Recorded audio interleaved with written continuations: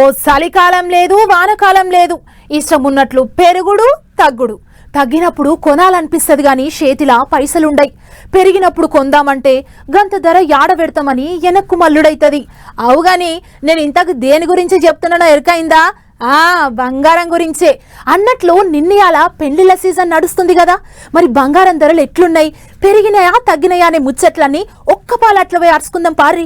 ఈ బంగారం సల్లగుండా రోజుకింత బంగారమే అయింది పేదోళ్లకు. కొనుడేమో గాని దాని దారింటేనే దడ పుడుతుంది. దినం వార్తలు చూసేటోళ్లకు ఇయ్యాలు ఎంత పెరిగిందో అని గుబులైతుంది.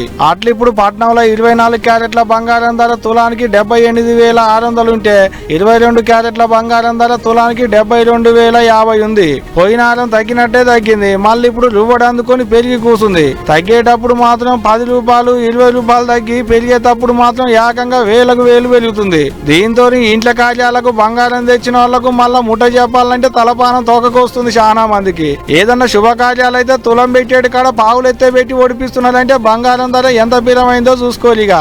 ఆడిపొల్లగాళ్లకు చెవులు కుట్టియాలంటే అమ్మమ్మోళ్ళ ఇంటి వాళ్ళు గజ్జు నొనుకుతున్నారు. ఇక ఇంటి ఆమెకు ఏ మాటిలో గొలుసులో చేపిద్దాం అనుకుంటే కట్టుకున్న మోగవాళ్లకు బంగారం ధరింటే పట్టపగలే సుక్కలు కానొస్తున్నాయి. పెళ్లిళ్ళు పెట్టుకున్న ఆడపిల్ల ఇంటి వాళ్ళ గోస అయితే చెప్పవశం లేదనుకో రాదురి. కాబోయే అల్లునికి ఎంత బంగారం ఒప్పుకున్నారో అదంతా లగ్గం పోలి మీదనే అప్పచెప్పాలంటే ఆస్తులు అమ్ముకోవాల్సిన కథ అవుతుంది. ఇక బంగారం ముచ్చట గింత ఘోరంగా ఉంటే ఆడు ఎండి సుత నేనేమన్నా తక్కువనా అని రుబడి మీద ఉంది. అంగట్ల కిలో ఎండి ధర 104,000 వలుకుతుంది. ఇప్పుడు బంగారం ఎండి 2 జంట పచ్చులోనే మీదికి పోతున్నాయి. ఎండి ముచ్చటేమో గాని బంగారం మోక చూస్తుంటేనైతే ముంగడ ఈ కింద పెరిగేటట్టే కొడుతుందట.